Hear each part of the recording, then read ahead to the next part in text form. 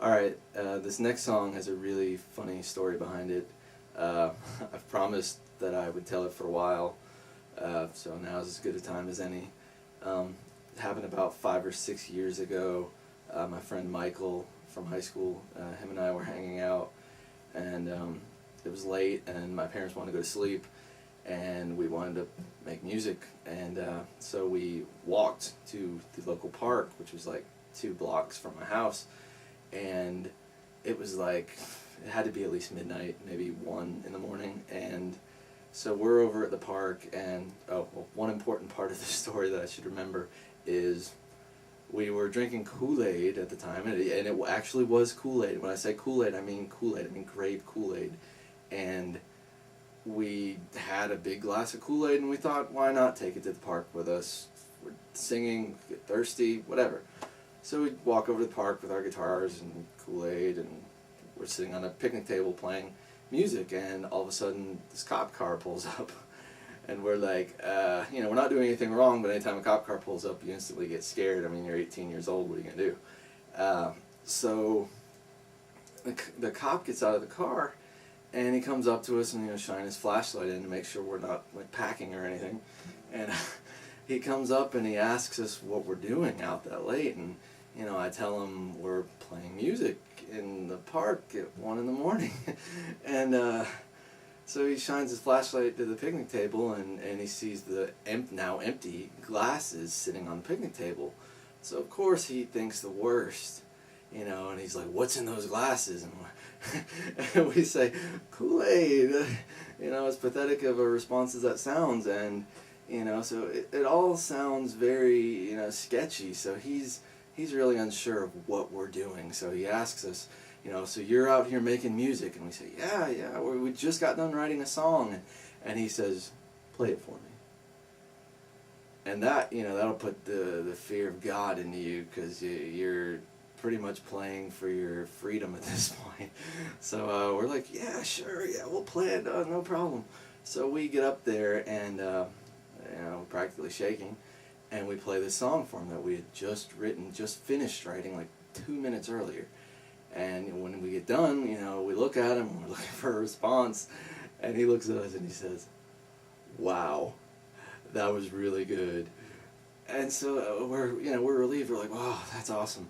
So then he's like, "Hold on a second, hold on, I gotta call somebody." He gets on his police radio, and he calls another police officer who's a friend of his, and he tells him, "Man, you gotta come out here, you gotta hear this." And so the next thing you know, a second cop car pulls into the parking lot, and so now we have 2 cop cars sitting right in front of us, and we're sitting there with guitars and empty glasses of Kool-Aid. And so he asks us to play the song for him, so we play it again, and the cop's like, "Wow, you guys are really good," and he's like, "Oh, can I see the guitar?" So we're like, "Sure, whatever." We give him the guitar, and he's busting out AC/DC licks, and he's all,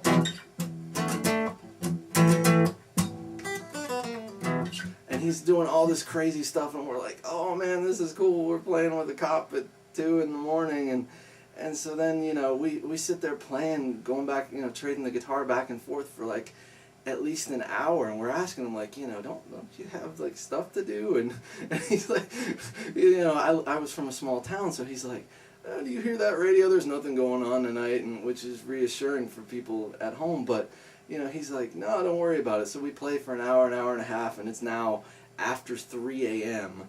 And he finally says, "Well, look, guys, I gotta get home." so as soon as the 2 cops drive away, and we wipe the sweat off our forehead, and we head back to my house. But that's just the crazy story, and this is the song that was the centerpiece of it. It's called "Losing You."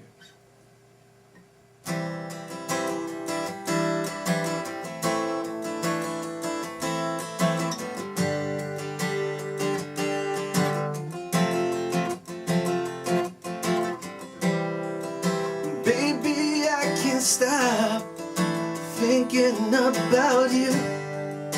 You've been on my mind all day and all night. Since you went away, nothing's been the same.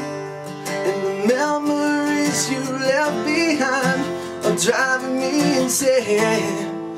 You say it's for the better,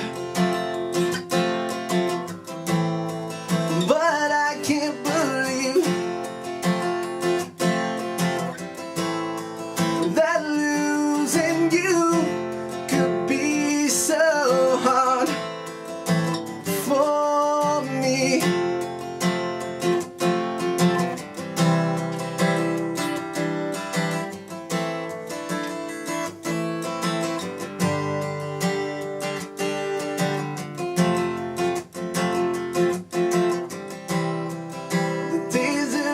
So lonely, trying to find someone like you, but no one seems to fill this space the way you used to do.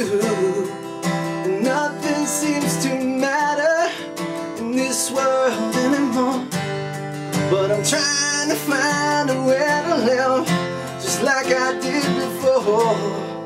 You say it's for the better, but I can't believe that losing you could be so hard for me, for me.